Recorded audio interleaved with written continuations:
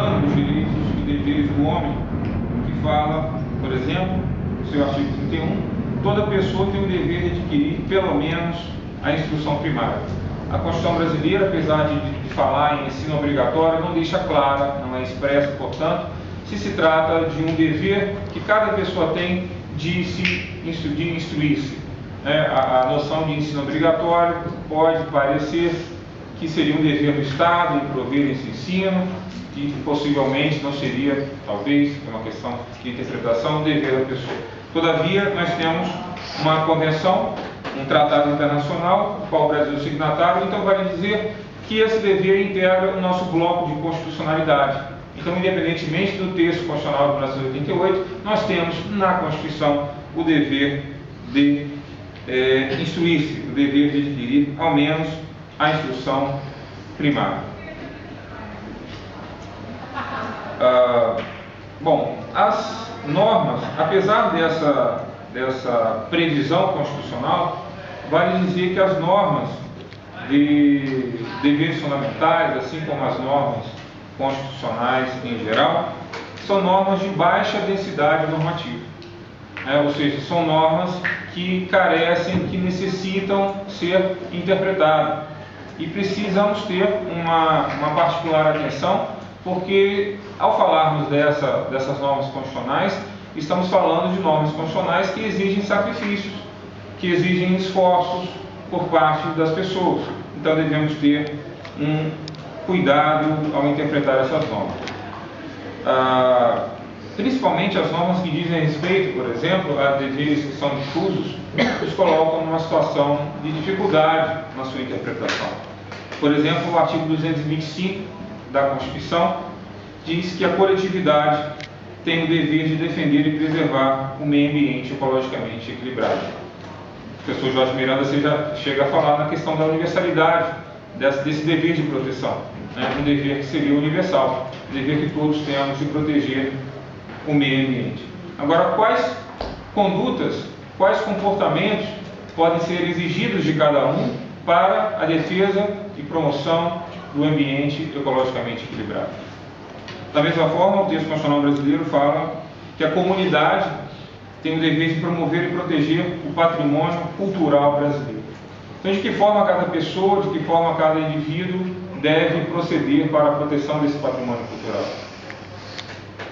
A Constituição fala que a sociedade tem o dever de assegurar a proteção integral à criança. Também vai dizer que é dever da sociedade amparar as pessoas idosas. Então, são normas constitucionais que carecem de um maior cuidado na sua integração, na sua concretização, que vão exigir esforços pessoais, e nós necessitaremos, assim, tanto quanto possível, da intermediação do legislador, para dizer como que esse nosso comportamento, como que essa conduta deve se dar. Especificamente com relação ao dever da sociedade de assegurar a proteção integral à criança, está no artigo 227 da Constituição Federal, nós temos o Estatuto da Criança e do Adolescente, que vai regulamentar essa questão. Com relação ao dever da sociedade de amparar as pessoas idosas, previsto no artigo 230 da Constituição Brasileira, nós temos o Estatuto do Idoso, que fala, por exemplo, na questão da reserva de assentos em transportes públicos, em ônibus, etc., para pessoas idosas. O Estatuto do Idoso também vai definir o que vem a ser uma pessoa idosa, que naturalmente vai depender do contexto geográfico, histórico no qual nós estamos inseridos. Naturalmente, uma pessoa a ser protegida como idoso em um país que tem uma determinada expectativa de vida, uma qualidade de vida, vai ser diferente de outros países que têm uma realidade completamente diferente. E a sociedade, então, assume um compromisso e assume um esforço de assegurar essa proteção do idoso, quando eu tenho, por exemplo, a questão da gratuidade do transporte coletivo para idosos no Brasil, transporte público. Naturalmente, quando eu asseguro a gratuidade para alguém, eu estou transferindo essa responsabilidade do pagamento dessa passagem, desse bilhete de transporte para outras pessoas. Então a passagem fica mais cara para os pagantes, porque nós tivemos que subsidiar ou tivemos que dar gratuidade a determinados grupos. Então a sociedade é chamada a pagar um preço maior, literalmente, pelo bilhete de transporte público. Mas para que isso? Para assegurar a proteção dos idosos, um grupo vulnerável constitucionalmente protegido.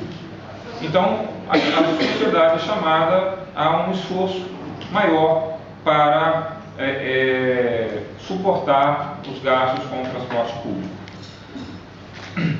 Mas nem sempre o legislador ele atua nos dizendo quais seriam esses comportamentos ou essas condutas que nós deveremos seguir. Existem alguns autores, como por exemplo Francisco Rubio Llorente, que chegam a afirmar que os deveres fundamentais se destinam ao legislador e não aos indivíduos. Esse também era um pensamento que se tinha com relação aos direitos fundamentais, como se fosse um mandamento ao legislador, para que o legislador implementasse direitos fundamentais, e não que fosse um direito automaticamente implementável.